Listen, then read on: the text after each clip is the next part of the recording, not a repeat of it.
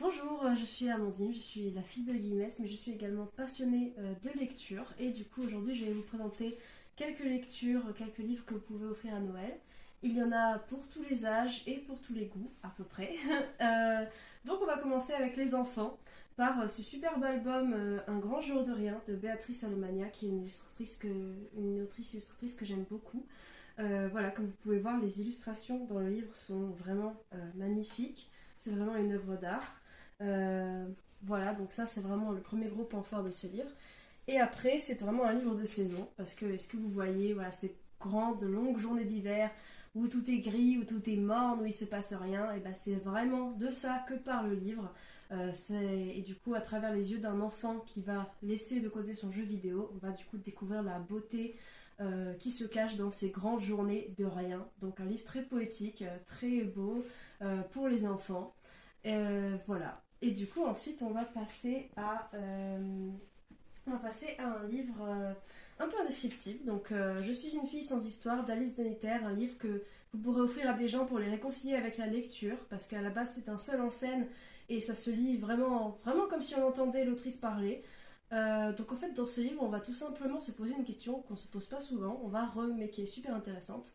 On va remettre en question la structure d'un récit, d'une histoire. Qu'est-ce qui fait que ce qu'on entend c'est une histoire? Pourquoi les histoires qu'on lit, qu'on a autour de nous, qui façonnent notre imaginaire sont faites comme ça. Donc vraiment c'est super intéressant et ça se lit vraiment d'une traite. Je l'ai lu en 1 heure dans le bus, c'est passionnant. C'est un sujet totalement inhabituel mais qui vaut vraiment le détour et que vous pouvez vraiment passer à vraiment des personnes même qui ne lisent pas parce que c'est très très fluide et très facile. Ensuite, on va passer, du coup, on a un petit roman, du coup à la fois pour les ados et pour les adultes. Donc c'est un classique de la littérature anglophone, mais que moi personnellement je n'avais pas encore lu jusqu'à cette année. Donc je me dis que peut-être vous non plus vous ne l'avez pas encore lu et que donc je peux encore le conseiller. Donc Anne de Green Gables de Lucy Maud Montgomery, c'est un tome 1. Il y a plusieurs autres tomes après, donc ça fait des cadeaux pour les Noëls prochains. Et c'est typiquement une lecture cosy à lire au coin du feu avec un chocolat chaud ou un thé. Donc vraiment c'est de saison aussi. Et du coup, on suit tout simplement la vie d'Anne, du coup une orpheline. L'histoire commence quand elle a 11 ans, qui va être recueillie par une famille. Donc ça se passe au Canada dans les années 1900. Une famille qui vit dans la campagne, dans une grande ferme, et avec la petite communauté du petit village où tout le monde se connaît et tout. Et on va voir le monde en fait à travers ses yeux de fille hypersensible, passionnée, intrépide, rêveuse, qui voit toute la poésie et la beauté de la vie.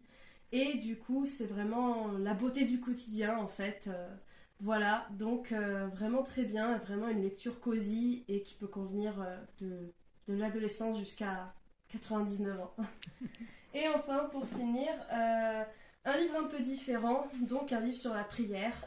Donc, si vous êtes croyant depuis longtemps et que en fait on vous a pas vraiment appris comment prier, vous savez pas trop, ou même si vous êtes croyant depuis pas longtemps comme moi et que du coup vous savez pas par où commencer, vraiment ce livre c'est un guide super pour prier. Je ne jure que par ce livre. Donc il n'y a pas de méthode, il n'y a pas d'outil magique pour prier, mais ce livre explore plein de pistes, rappelle les essentiels de la prière, le but, pourquoi, comment, et en plus là c'est une édition augmentée du coup, avec des annexes, voilà, d'autres textes, un peu d'autres auteurs qui permettent d'élargir nos horizons aussi sur la prière.